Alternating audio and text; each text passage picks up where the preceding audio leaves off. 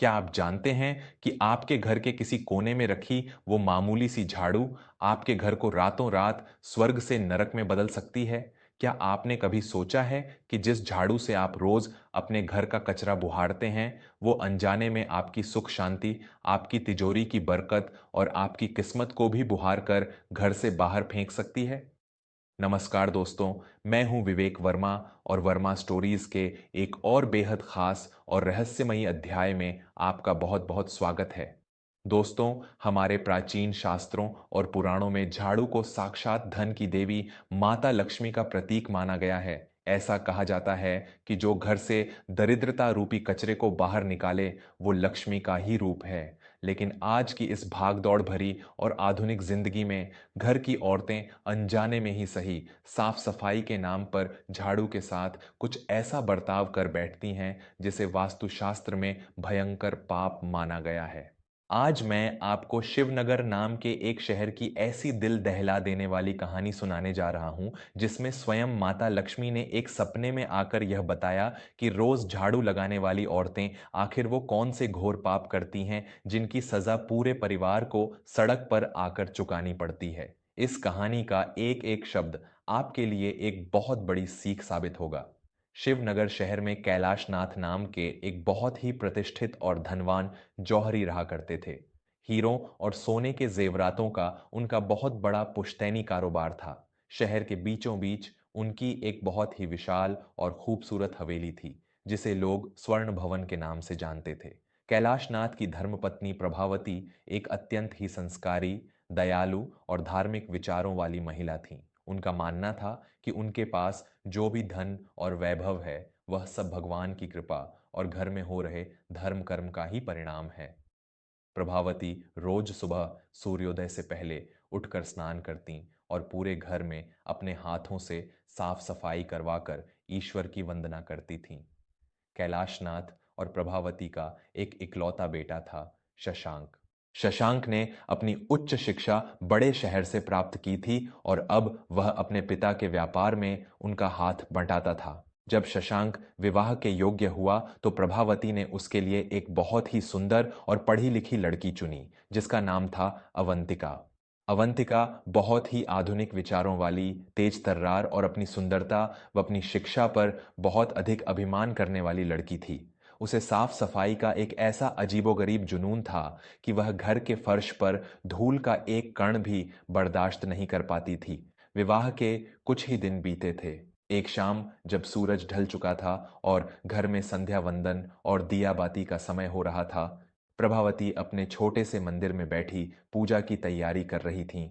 तभी उनके कानों में जोर जोर से झाड़ू लगाने की आवाज आई। प्रभावती तुरंत मंदिर से बाहर आईं और देखा कि अवंतिका घर के मुख्य आंगन और दहलीज पर जोर जोर से झाड़ू लगा रही है और सारा कूड़ा मुख्य दरवाजे से बाहर धकेल रही है। प्रभावती का हृदय कांप उठा। वे दौड़कर अवंतिका के पास गईं और बहुत ही प्यार से समझाते हुए बोलीं, अरे बहू, ये तुम क्या कर रही हो?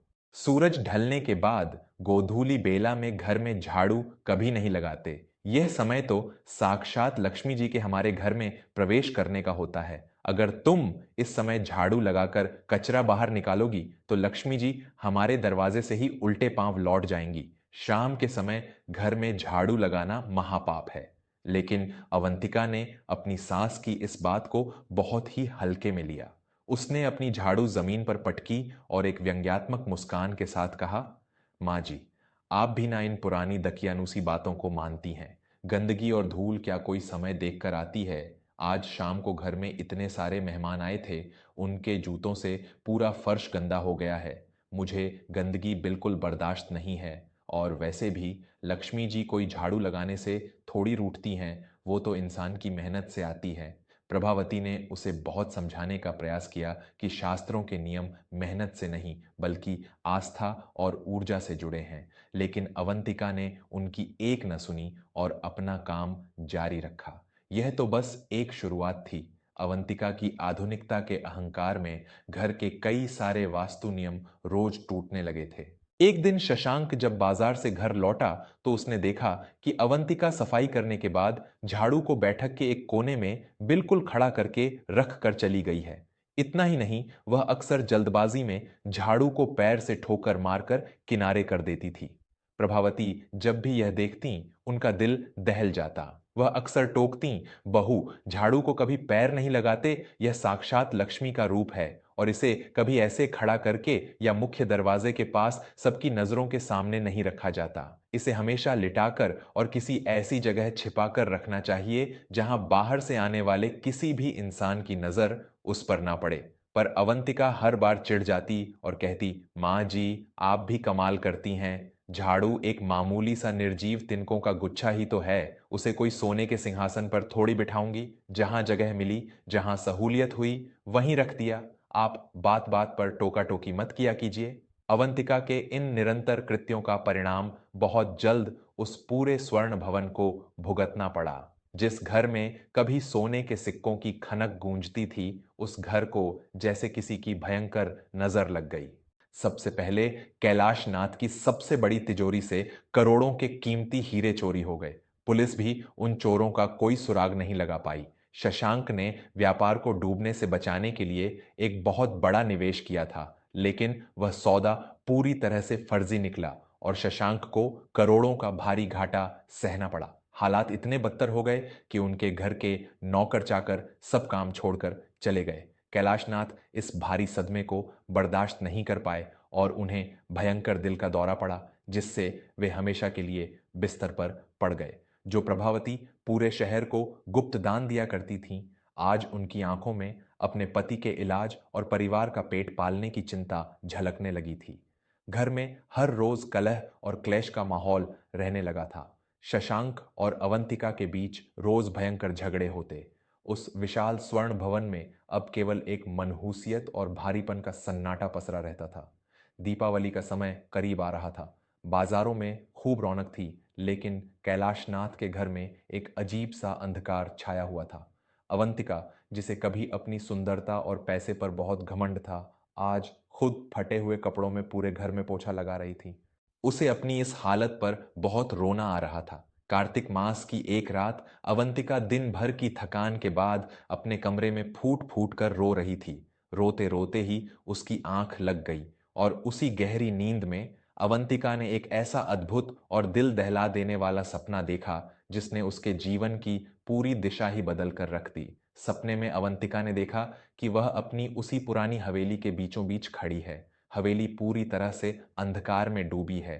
तभी उसे किसी के सिसक सिसक कर रोने की आवाज आती है। जब वह उस आवाज की तरफ बढ़ती है तो वह देखती है कि हवेली की दहलीज पर एक अत्यंत ही सुंदर लेकिन उदास महिला बैठी हुई है। उस महिला ने लाल रंग की बहुत ही दिव्य साड़ी पहनी हुई है, लेकिन उसके कपड़े जगह जगह से फटे हुए हैं और उसके शरीर पर कई चोट के गहरे निशान हैं।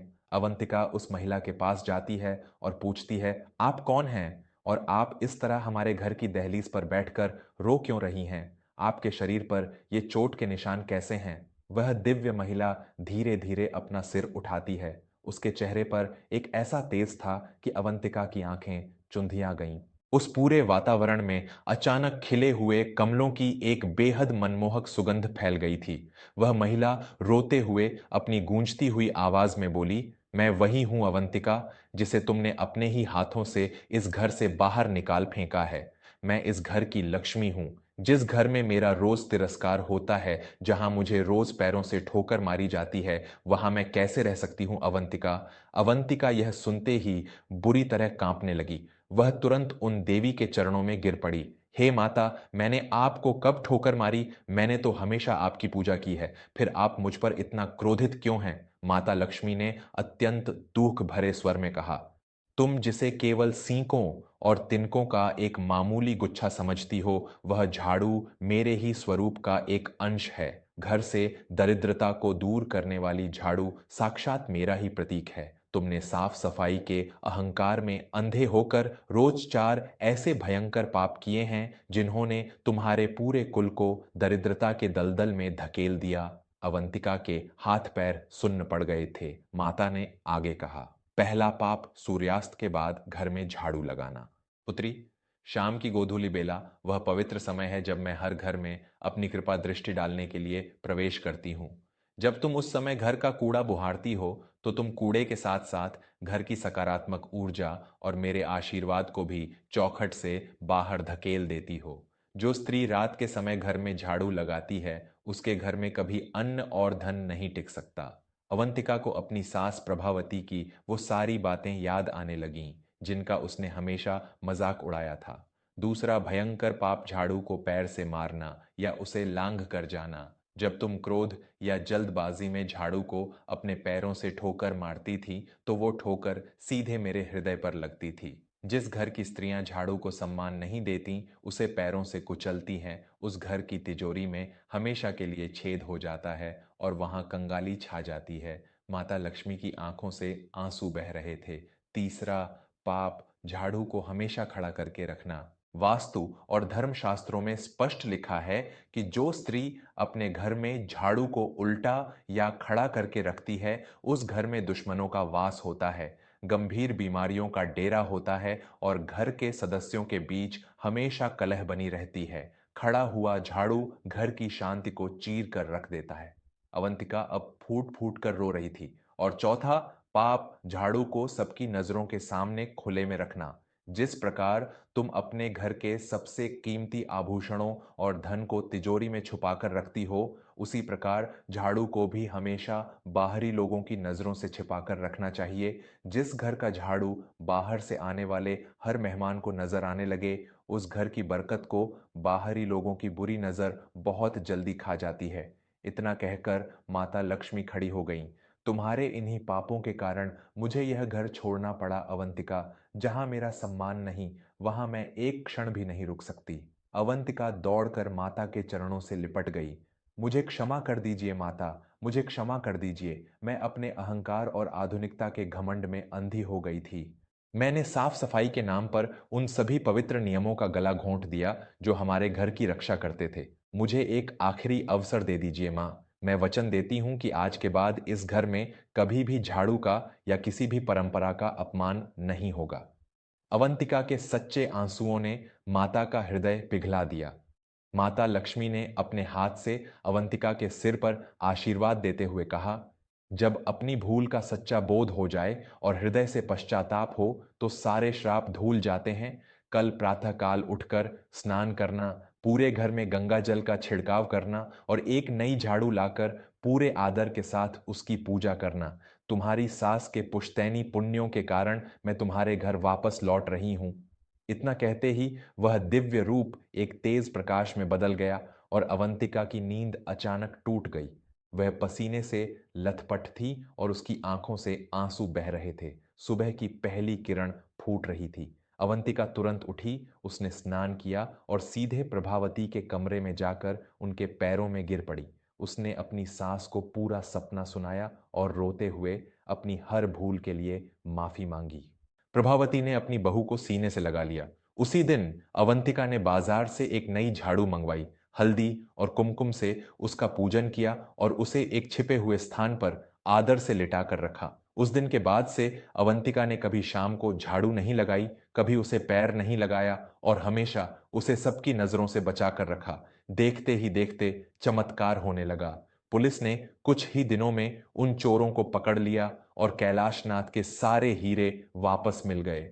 शशांक का डूबा हुआ व्यापार फिर से मुनाफे में आ गया। कैलाशनाथ का स्वास्थ्य चमत्कारिक रूप से ठीक हो गया और उस स्वर्ण भवन में एक बार फिर से वही खुशहाली और पुरानी रौनक लौट आई। तो दोस्तों, यह थी वो कहानी जो हमें यह सिखाती है कि हमारे शास्त्रों और हमारे बड़े बुजुर्गों द्वारा बनाए गए नियम कोई अंधविश्वास नहीं है, बल्कि वे हमारे जीवन को सही दिशा में चलाने वाले बहुत गहरे विज्ञान हैं। झाड़ू सिर्फ एक निर्जीव वस्तु नहीं है, बल्कि वह हमारे घर की सफाई, सम्मान और बरकत का प्रतीक है। इसका अपमान करना स्वयं अपने घर की लक्ष्मी का अपमान करना है। वास्तुशास्त्र के कुछ अचूक नियम जो आपको हमेशा याद रखने चाहिए। एक, घर में कभी भी रात के समय झाड़ू नहीं लगानी चाहिए। यदि कोई बहुत बड़ी मजबूरी हो तो झाड़ू लगा लें, लेकिन उस कूड़े को रात में घर से बाहर कभी न फेंके। दो, झाड़ू को कभी भी अपने पैरों से नहीं छूना चाहिए। यह लक्ष्मी का सीधा अपमान है। झाड़ू को कभी भी खड़ा करके नहीं रखना चाहिए, इसे हमेशा जमीन पर लिटाकर रखें। झाड़ू को हमेशा ऐसे स्थान पर रखें जहां बाहर से आने वाले मेहमानों की नजर उस पर बिल्कुल न पड़े। 5 पुरानी और टूटी हुई झाड़ू को घर में कभी नहीं रखना चाहिए, इसे शनिवार के दिन घर से बाहर निकाल देना चाहिए। आपको हमारी आज की यह कहानी और ये महत्वपूर्ण वास्तु टिप्स कैसे लगे? क्या आप भी अनजाने में कभी ऐसी कोई गलती कर रहे थे?